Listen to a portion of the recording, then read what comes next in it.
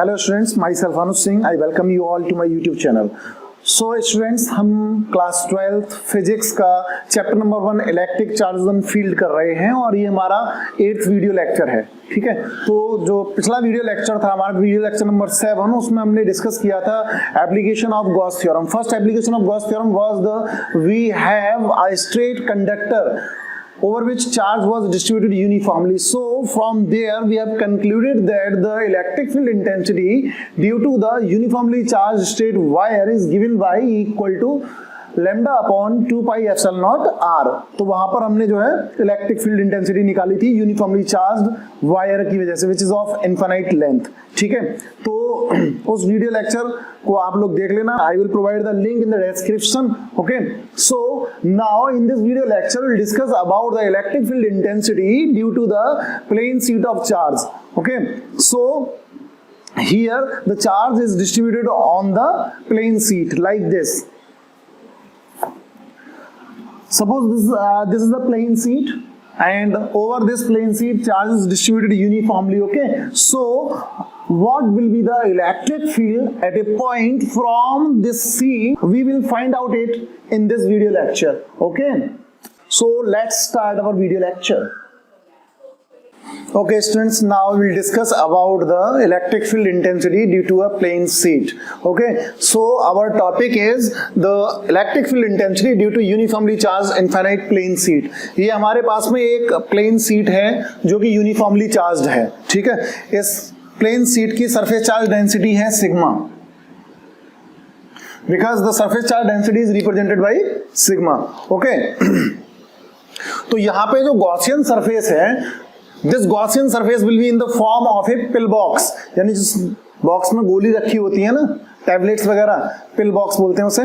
तो pill box की form में यहाँ पे यानी सिलिंड्रिकल होगा ये। ठीक, तो इसको मैं अभी आपको समझाऊंगा। तो देखिए, ये हमारे पास एक प्लेन शीट है। ठीक है, suppose it is a plane sheet. तो इस प्लेन शीट के ऊपर चार्ज इज डिस्ट्रीब्यूटेड यूनिफॉर्मली। ठीक, तो अब इस प्लेन शीट की वजह से जो इलेक्ट्रिक फील्ड है वो इलेक्ट्रिक फील्ड ऐसे होगा, इस साइड में भी और इस साइड में भी। ठीक है, दोनों साइड में इलेक्ट्रिक फील्ड होगा, दैट इज आउटसाइड। अब हम क्या मान के चल रहे हैं कि इस पर पॉजिटिव चार्ज डिस्ट्रीब्यूटेड है, तो ये आउटसाइड, इसका इलेक्ट्रिक फील्ड इसका आउटसाइड हो जाएगा दोनों साइड में। क्लियर? अब देखिए यहां पर जो गॉसियन सरफेस है उस गॉसियन सरफेस को समझिए। तो गॉसियन सरफेस को समझने के लिए मैंने क्या किया है कि ये जो सीट है, इस सीट के अंदर एक होल कर दिया। अब देखिए, दूसरी चीज है हमारे पास ये लाल हिट। ठीक है, कॉकरोच को मारता है, तो कॉकरोच नहीं मारना है हमें, यहाँ पे केवल समझना है। तो देखिए यहाँ पे जो गॉसियन सरफेस है वो गॉसियन सरफेस इस तरह से होगा। क्लियर? अब मैंने आपको बताया कि जो इलेक्ट्रिक फील्ड है, इलेक्ट्रिक फील्ड आपका इस तरह से है। ठीक है, तो अब जो गॉसियन सरफेस है, गॉसियन सरफेस के ऊपर आपको क्या करना होगा, गॉसियन सरफेस के ऊपर आप यहां से एक कोई एरिया एलिमेंट इसमें से ले लेंगे। ठीक है, तो यहां पे एरिया वेक्टर इस तरह से होगा, गॉसियन सरफेस पर जो एरिया वेक्टर है वो इस तरह से होगा। क्लियर? और यहाँ पे इलेक्ट्रिक फील्ड भी इसी तरह से है। तो हम ये बोल सकते हैं कि ये जो एरिया है, ये एरिया एंड कैप है इसका, जो पिल बॉक्स हमने कंसीडर किया है उसका ये एंड कैप है। अब ऐसे ही सेम इधर, तो यहाँ पे जो इसका एरिया वेक्टर है वो ऐसे होगा। क्लियर? और इलेक्ट्रिक फील्ड इसका इस तरह से होगा। तो आई थिंक ये पिक्चर आपके माइंड में आ गई होगी कि जो गॉसियन सरफेस है, ये जो हमने लाल हिट लिया है, ये गॉसियन सरफेस इस तरह से दोनों साइड में होता है प्लेट के। ठीक है, दोनों साइड में हो गया। और अब हम क्या मान के चल रहे हैं कि यहाँ पे गॉसियन सरफेस के ऊपर कोई एक पॉइंट है P, तो यहाँ पे इस पॉइंट को मेंशन कर देते हैं हम P। ठीक है, which is r distance apart from the seat. Okay, seat से r डिस्टेंस अपार्ट है। अब ये जो दूसरी साइड में जो पॉइंट है यहां पर दूसरी साइड में, तो दूसरी साइड में जो पॉइंट होगा उस पॉइंट को ले लेते हैं हम P dash. Clear? Which is also eight A distance r from the seat. तो ये पिक्चर आपकी माइंड में क्लियर हो गई होगी कि इस तरह से गॉसियन सरफेस होगा, इस तरह से प्लेट है, उसके ऊपर चार्ज यूनिफॉर्मली डिस्ट्रीब्यूटेड है। क्लियर? तो अब आगे बढ़ते हैं। तो स्टूडेंट, अब हम डेरिवेशन करेंगे इलेक्ट्रिक फील्ड इंटेंसिटी के लिए, ठीक है। तो we are using the Gauss theorem, so by applying Gauss theorem, तो यहां पे हमने गॉस थ्योरम का यूज करके, Gauss theorem states that the closed integral E dot ds is equal to q upon epsilon naught. Okay, so we have applied the Gauss theorem. Closed integral E dot ds equal to q upon epsilon naught and is equal to sigma s upon epsilon naught. Why it is sigma s? Because the total charge on the sheet would be what? Because surface charge density sigma equal to q upon s, that is area. So from here we'll find out the value of q as sigma s. Clear? तो ये value हमें मिल जाएगी sigma s. अब यहां पर जो हमारा Gaussian surface है उसको हमने 3 पार्ट्स में डिवाइड किया है. वो 3 पार्ट्स क्या हैं? एक तो यहां पे ये है फर्स्ट, फिर इसके बाद ये सेकंड और फिर ये थर्ड. तो यहां पर जो एंगल है, angle between E and ds यहां पे है 0 डिग्री और सेम यहां पे भी एंगल है 0 डिग्री. अब यहां पर जो एंगल है, this angle is 90 degree. Why this angle is 90 degree? तो इसको समझने के लिए आप फिर से लाल हेट हमें लेना होगा. तो देखिए यहां पर ये मैं एक कोई सरफेस मार्क करता हूं. देखिए इस तरह से मैंने मार्क कर दिया है सरफेस. इस सरफेस के ऊपर जो एरिया वेक्टर है वो इस तरह से होगा. एरिया वेक्टर इस तरह से हो जाएगा. अब यहां पर जो इलेक्ट्रिक फील्ड था वो इलेक्ट्रिक फील्ड इस तरह से था. क्लियर? इलेक्ट्रिक फील्ड इस तरह से था और इसका एरिया वेक्टर इस तरह से है. तो यहां पर जो एंगल है, एंगल आपको अब क्लियरली शो हो रहा होगा that it will B 90 degree. Clear? तो अब ये एंगल 90 डिग्री होगा. ठीक है. तो अब यहां पे हमने गॉसियन सरफेस को 3 पार्ट्स में डिवाइड किया है और ये 3 पार्ट्स हैं आपका फर्स्ट, सेकंड एंड थर्ड. तो आप देख रहे हो यहां पे फर्स्ट पे मैंने आपको क्लियर किया कि angle between E and ds is 0. Here also angle between E and ds is 0 and here at the curved surface the angle between E and ds is 90 degree. So we will apply the angle over here. So first and second के लिए जो angle है, first और second के लिए जो angle है वो 0 डिग्री है और जो आपका थर्ड है इसके लिए एंगल है 90 डिग्री. तो हमें पता है कि E dot ds equal to E ds cos theta. For here theta equal to 90 degree. So therefore E dot ds is equal to E ds cos 90 degree is equal to 0.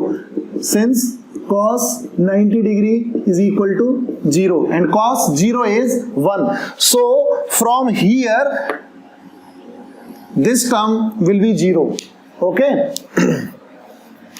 Therefore we are having closed integral first E ds cos 0 degree plus closed integral second E ds cos 0 degree plus closed integral third E ds cos 90 degree is equal to sigma s upon epsilon naught. So it will be cancel out because it will become 0. Therefore we are having closed integral first E ds plus closed integral second E ds is equal to sigma s upon epsilon naught. Okay, so dear students, now the electric field intensity on the Gaussian surface is constant because the Gaussian surface is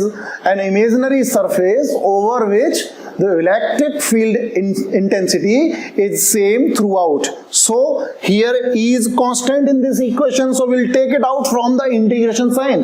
तो जो integration का sign है इससे बाहर ले लेते हैं हम E को, तो हमें क्या मिल जाएगा? E close surface integral first ds plus E close integral second ds is equal to sigma s upon epsilon naught.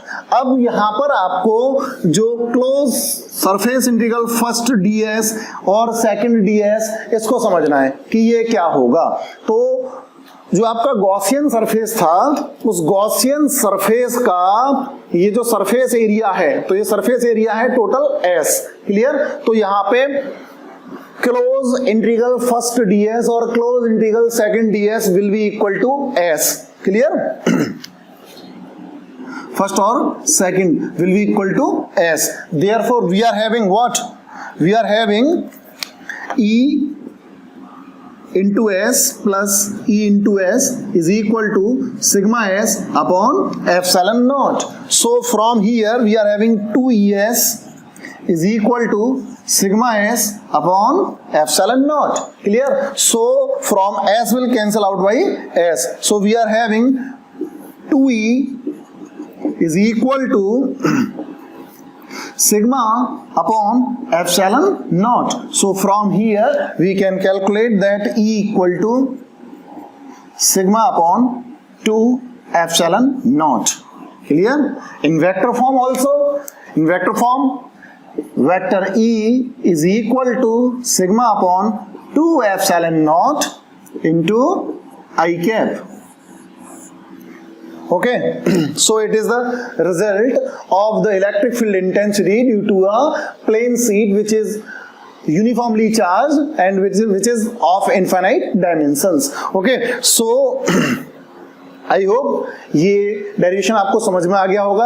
अब इस डेरिवेशन से हम लोग ये देख रहे हैं कि अब यहाँ पे देखिए आप कि E is equal to sigma upon 2 epsilon naught. यहाँ पर जो पॉइंट P की डिस्टेंस या पॉइंट P डैश की डिस्टेंस की अगर हम बात करें, then this equation is independent of the distance of the point of observation, that is जहां पे हमें इलेक्ट्रिक फील्ड इंटेंसिटी निकालनी है, दैट इज P पॉइंट पे निकालनी है, तो it is point of observation. तो यहाँ पर इस इक्वेशन में R नहीं है, that means it is independent of the point distance of point of observation. So from here we conclude that the electric field intensity due to a plane sheet of charge does not depend on the distance of the point of observation, clear. Now there is another case in this derivation that it is a special case. Special case is what? If the plane sheet is of finite thickness, then we consider the charges on both the sides.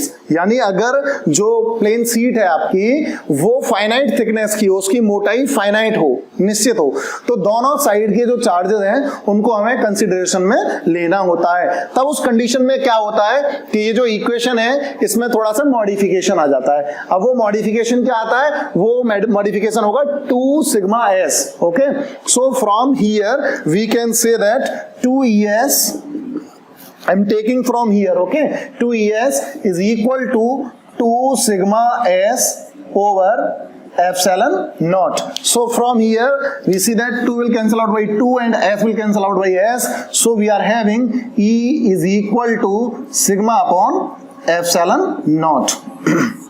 So if the sheet is of finite thickness, then the result will be E equal to sigma upon epsilon naught. So I hope you have understood this in the better way. Okay, so now we'll discuss about the electric field intensity due to two plane sheet of charge. Okay, तो हमारे पास में 2 plane seat होंगी अब, और दोनों plane seat की वजह से इलेक्ट्रिक फील्ड इंटेंसिटी क्या होगी, तो आइए देखते हैं। ओके स्टूडेंट्स, तो हमने डायग्राम ड्रॉ कर लिया है। अब डायग्राम में देखिए आप, हमारे पास 2 प्लेन सीट्स हैं, sheet A and sheet B, and sheet A is having the surface charge density as sigma 1 and sheet B is having the surface charge density as sigma 2, and here the surface charge densities are such that sigma 1 is greater than sigma 2। यानी जो plate ए है हमारी, plate ए या seat ए, उस पर जो surface charge density है वो प्लेट बी की सरफेस चार्ज डेंसिटी से ज्यादा है, ठीक है। तो ये यहाँ पे हमें गिवन है। अब देखिए यहाँ पे जो इलेक्ट्रिक फील्ड है, इलेक्ट्रिक फील्ड आउटसाइड होगा, क्योंकि because positive charge is uniformly distributed over these seats. Okay, so here in the diagram we have shown the electric fields. Okay, so this one will be E1. तो यहां पे हमारे पास में 3 regions हैं। अब ये 3 रीजन्स क्या हैं? पहला रीजन है हमारे पास, तो तो इसको हम बोल देते हैं, कैसे भी आप लेवलिंग कर लीजिए, it is region 1, region first, it is region second, this one is region third. उसको 3 रीजन्स में हमने डिवाइड कर लिया है, ठीक। तो इस रीजन फर्स्ट में इलेक्ट्रिक फील्ड दोनों प्लेट्स की वजह से, यानी जो प्लेट ए है उसकी वजह से इलेक्ट्रिक फील्ड हमने लिया है E1 और बी की वजह से लिया है E2, तो दोनों आउटसाइड होंगे, ठीक है। अब इस साइड में हम देखते हैं, इसका प्लेट ए का इलेक्ट्रिक फील्ड E1 इस तरह से होगा और इस प्लेट बी का यहां पर जो इलेक्ट्रिक फील्ड है वो इस तरह से होगा। अब यहां देखते हैं इस साइड में, तो यहां पर जो इलेक्ट्रिक फील्ड है प्लेट ए और प्लेट बी दोनों का, वो आउटसाइड होगा, ठीक है। अब हमें एक कंसीडरेशन लेके चलना है, and that consideration is that the electric fields towards positive x axis we will take it as positive, and the electric field which is towards negative x axis we will take those electric fields as negative, okay. तो ये चीज आपको ध्यान रखनी है। तो देखिए यहां पे रीजन फर्स्ट जो है it is to the left of the plate A, जो प्लेट ए है उसके लेफ्ट में जो रीजन है वो रीजन फर्स्ट, यहां पे फिर मिडिल में रीजन जो है वो सेकंड रीजन, और फिर यहां पे जो right side to the plate B it is region third, okay. So इसको हम समझ लेते हैं। और तो देखिए जैसा कि ये दोनों प्लेट्स हैं, इन दोनों प्लेट्स को इस तरह से रखा गया, ठीक है। इन दोनों प्लेट्स को इस तरह से रख देने पर अब इस प्लेट का अपना इलेक्ट्रिक फील्ड होगा और इस प्लेट का अपना इलेक्ट्रिक फील्ड होगा। तो इसका इलेक्ट्रिक फील्ड और इसका इलेक्ट्रिक फील्ड, ठीक है, ये दोनों का इलेक्ट्रिक फील्ड हमें कैलकुलेट करना है। तो इसके लिए देखिए एक रीजन तो इधर है इस साइड में, एक रीजन बिल्कुल मिडिल में और एक रीजन इस साइड में, ठीक है। तो ये 3 रीजन हमने लिए हैं, तीनों रीजन्स में इलेक्ट्रिक फील्ड हम कैलकुलेट करेंगे। तो हमें ये पता है कि जो प्लेन सीट होती है उसकी वजह से इलेक्ट्रिक फील्ड इंटेंसिटी हम निकाल चुके हैं प्रीवियस टॉपिक में, and it was sigma upon 2 epsilon naught, ठीक है। तो हमने यहां पे इसको ले लिया E equal to sigma upon 2 epsilon naught, ठीक। तो अब यहां पे हम रीजन फर्स्ट में नेट इलेक्ट्रिक फील्ड निकालेंगे, and then that net electric field will be E first किसके लिए, रीजन फर्स्ट के लिए, इसलिए हमने मेंशन कर दिया है, ठीक है। इज इक्वल टू, अब ये दोनों देखिए आप, दोनों जो इलेक्ट्रिक फील्ड्स हैं E1 और E2 दोनों लेफ्ट की तरफ हैं, तो हम इसको क्या लेंगे, minus E1 minus E2, clear. अब इन दोनों की वैल्यूज हम लगा देते हैं, E1 की वैल्यू और E2 की वैल्यू, तो ये हम ऐसे नोट डाउन कर देते हैं। देखिए इसकी वैल्यू थी, पहले माइनस लेते हैं, फिर sigma 1 upon 2 epsilon naught into I cap minus sigma 2 upon 2 epsilon naught into I cap. यहां पर आप देख रहे हो कॉमन क्या है, तो कॉमन यहां पे आई कैप अपॉन 2 एप्सिलॉन नॉट या 1 अपॉन 2 एप्सिलॉन नॉट, और माइनस भी हम कॉमन ले लेंगे क्योंकि दोनों में माइनस है दोनों टर्म्स में। तो हमें जो रिजल्ट यहां पे मिल जाएगा वो रिजल्ट क्या होगा हमारा, is equal to minus 1 upon 2 epsilon naught sigma 1 plus sigma 2 into I cap, clear. So it will be the electric field intensity for region first. तो रीजन फर्स्ट में हमारी इलेक्ट्रिक फील्ड इंटेंसिटी इतनी होगी, ठीक है। फॉर रीजन सेकंड के लिए ई second कितना होगा, तो यहां पे देखिए रीजन सेकंड में E1 towards positive x axis, जो E1 है ये है टुवर्ड्स पॉजिटिव एक्स एक्सिस और जो E2 है ये टुवर्ड्स नेगेटिव एक्स एक्सिस। तो यहां पर हो जाएगा हमारा E1 माइनस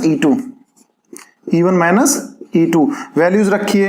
तो इसकी वैल्यू क्या थी हमारी, sigma 1 upon 2 epsilon naught I cap minus sigma 2 upon 2 epsilon naught into I cap. Common ले लीजिए, तो कॉमन लेने पर it implies E second is equal to 1 upon 2 epsilon naught sigma 1 minus sigma 2 into I cap. So it is the electric field intensity for the second reason. And now for the third reason, E third is given by, because here the electric fields due to plate A and plate B both are along the positive x axis, दोनों ही positive x axis की तरफ हैं, तो दोनों को हम plus लेंगे, तो ये हो जाएगा E1 प्लस E2। यहां पे वैल्यूज लगाइए, is equal to sigma 1 upon 2 epsilon naught I cap plus sigma 2 upon 2 epsilon naught into I cap. Common ले लीजिए तो therefore E third is equal to 1 upon 2 epsilon naught sigma 1 plus sigma 2 into I cap. Okay, so it is the electric field intensity for the third region. तो ये दोनों plates की वजह से electric field intensity हमने calculate कर ली है। Clear? अब हम डिस्कस करेंगे कुछ स्पेशल केस। तो यहां पे स्पेशल केस में क्या लेते हैं, देखिए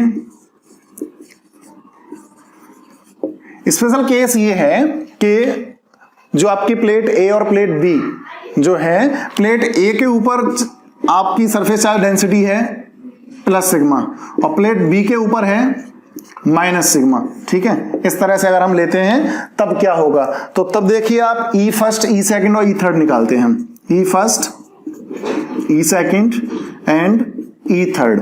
तो ई फर्स्ट की बात करें तो यहां पे आप प्लस सिग्मा माइनस सिग्मा करेंगे तो क्या हो जाएगा, ये यहां पे जीरो हो जाएगा।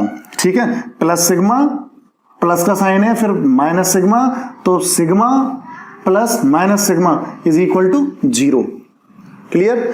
थर्ड रीजन की बात कर लीजिए तो यहां पे सेम ऐसी ही कंडीशन आएगी, plus sigma plus minus sigma is equal to zero. Clear? And in the region second region में क्या होगा, तो सेकंड रीजन में अब देखिए ये रिजल्ट था हमारा, तो यहां पे 1 अपॉन 2 एप्सिलॉन नॉट और यहां पे हमारा आएगा sigma minus minus sigma. Clear?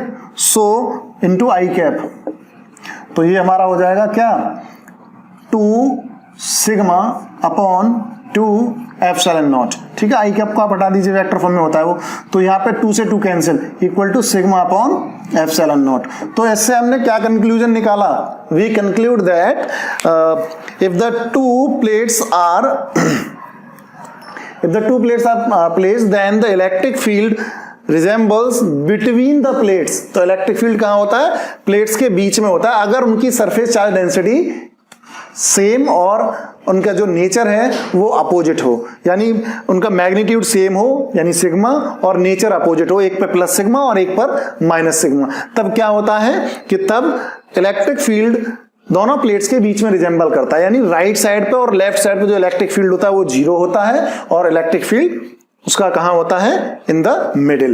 Okay, so it was the second application of the Gauss theorem. ठीक है, तो जो सेकंड एप्लीकेशन था उसमें हमने पहले प्लेन शीट की वजह से और फिर 2 शीट्स की वजह से, दोनों एक ही है, सेम है। अब ये स्पेशल केस को मिलाते हुए भी एक कंडीशन ये बन सकती है, ऐसे आपसे पूछा जा सकता है। ठीक है, अब बोर्ड में क्वेश्चन आपसे कैसे और पूछा जा सकता है, सपोज करिए यहाँ पे जो सिग्मा 1 और सिग्मा 2 दे रखे हैं, वो सपोज करिए आपको दे दिया 2 सिग्मा और दूसरा दे दिया माइनस 2 सिग्मा, तो आपको इसी तरह से अप्लाई करना है, बस आपको वैल्यूज जो दे रखी होगी वो आपको अप्लाई कर देनी है। ठीक है, तो इस तरह से आप उसका डेरिवेशन करेंगे।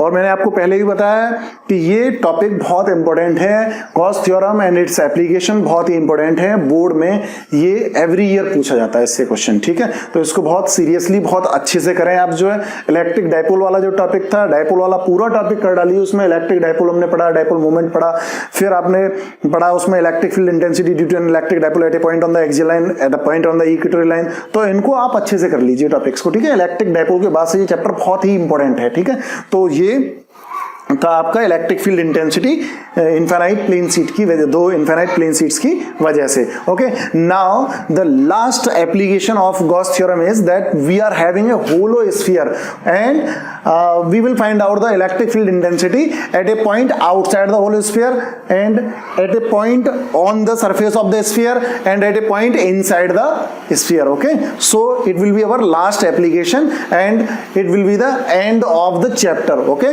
so आइए अब हम डेरिवेशन करते हैं इलेक्ट्रिक फील्ड इंटेंसिटी का होलो स्फीयर की वजह से। ओके स्टूडेंट्स, हमारे पास में है एक होलो स्फीयर। ओके, तो होलो स्फीयर के ऊपर प्लस क्यू चार्ज डिस्ट्रीब्यूटेड है यूनिफॉर्मली। ठीक, यहां पर इसके ऊपर चार्ज है Q, पूरे स्फीयर के ऊपर चार्ज कितना है Q, ये यूनिफॉर्मली डिस्ट्रीब्यूटेड है। तो इसके चारों ओर जो गॉसियन सरफेस होगी वो भी स्फेरिकल होगी। ठीक है। तो गॉसियन सरफेस पर हमें क्या करना है कि एक पॉइंट लेना है, ये P on the Gaussian surface where we have to find out the electric field. Okay, also we have to take a point here at the surface of the sphere where we have to find out the electric field intensity, and also at a point inside the hollow sphere. क्लियर। So there are 3 sub cases. ठीक, तो first case में आप देखिए, अगर हम बात करते हैं पॉइंट P की, तो यहाँ पॉइंट P पर जो इलेक्ट्रिक फील्ड है वो ऐसे आउटवर्ड, और जो ds वेक्टर है वो भी आउटवर्ड। ठीक है, तो सबसे पहले क्या करेंगे, हम यहाँ दोनों में एंगल देखेंगे, तो एंगल कितना है 0 डिग्री। अब क्या करेंगे, गॉस थ्योरम अप्लाई करेंगे। ठीक है, तो according to Gauss theorem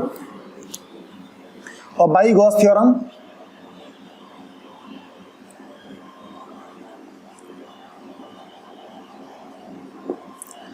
close surface integral, और we can say close integral E dot ds is equal to total charge यहाँ पे कितना है, तो वो है Q upon epsilon naught. Clear, तो आप इसको नोट करेंगे, close integral E ds, angle कितना था cos 0 degree is equal to Q upon epsilon naught. बहुत सिंपल टॉपिक है ये। ठीक, अब देखिए, अब यहाँ पे क्या करेंगे हम कि यहाँ पे cos 0 क्या हो गया, cos 0 होता है 1, therefore close integral E ds is equal to Q upon epsilon naught. अब जो E है गॉसियन सरफेस के ऊपर हर एक पॉइंट पर कैसा है, तो E कांस्टेंट होता है। ठीक है, तो यहाँ पे इसको बाहर लीजिए इंटीग्रेशन साइन से, तो E close integral ds is equal to Q upon epsilon naught. अब ये क्लोज इंटीग्रल ds ये क्या होगा, ये होगा total surface area of the sphere, और जो स्फीयर का टोटल सरफेस एरिया क्या होता है, तो ये होता है 4 पाई r स्क्वायर। तो ये जो स्फीयर है आपका, इस स्फीयर की रेडियस हमने ले ली है, या इसकी जो डिस्टेंस है स्मॉल r ली है, और यहाँ पर जो आपके पास होलो स्फीयर था, होलो स्फीयर की जो रेडियस है वो कैपिटल R है। ठीक है, तो यहाँ पर क्या हो जाएगा, but close integral ds is equal to surface area, और we can say total surface area, total surface area of the spherical Gaussian surface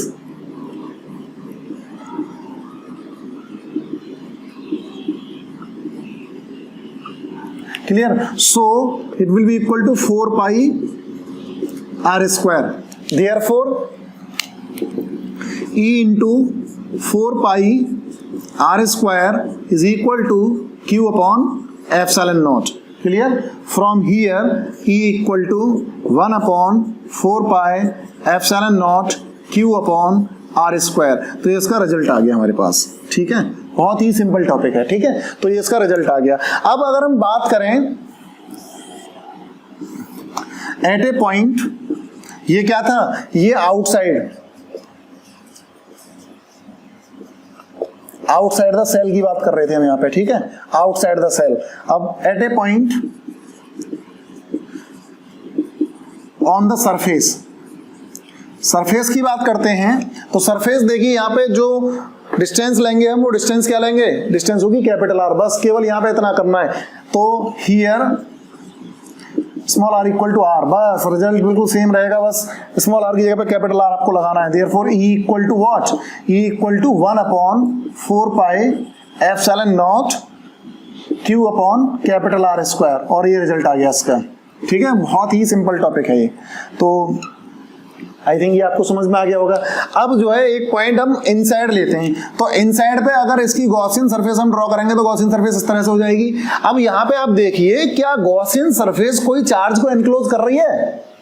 अरे अगर हमने यहाँ की बात की, तो ये वाली जो गॉसियन सरफेस थी जिसमें पॉइंट P यहाँ पे लिया था हमने स्मॉल r डिस्टेंस पे, तो यहाँ पे गॉसियन सरफेस चार्ज Q को एनक्लोज कर रही थी। क्या इसके अंदर ये किसी चार्ज को एनक्लोज कर रही है? तो आंसर है नहीं कर रही। That is charge enclosed by the Gaussian surface here is 0. So this electric field will also be 0 inside the hollow sphere. So third point we can take inside the hollow sphere Q equal to 0 as Gaussian surface encloses no charge, ये ऐसे note करना है आपको, ठीक है। Therefore E equal to 0, clear. तो ये हमने गॉस थ्योरम के तीनों एप्लीकेशंस को स्टडी कर लिया है, ठीक है। आई होप ये वीडियो आपको पसंद आया होगा। अगर ये वीडियो आपको पसंद आया तो इसको लाइक करिए, शेयर करिए और मेरे चैनल को सब्सक्राइब करिए। अब it was the end of the chapter number 1. Now we will start the chapter number 2, electric potential and capacitance, in the next video lecture. Okay? So तब तक के लिए आप स्टडी करते रहिए और इन नोट्स को पूरा करिए। Okay, thank you.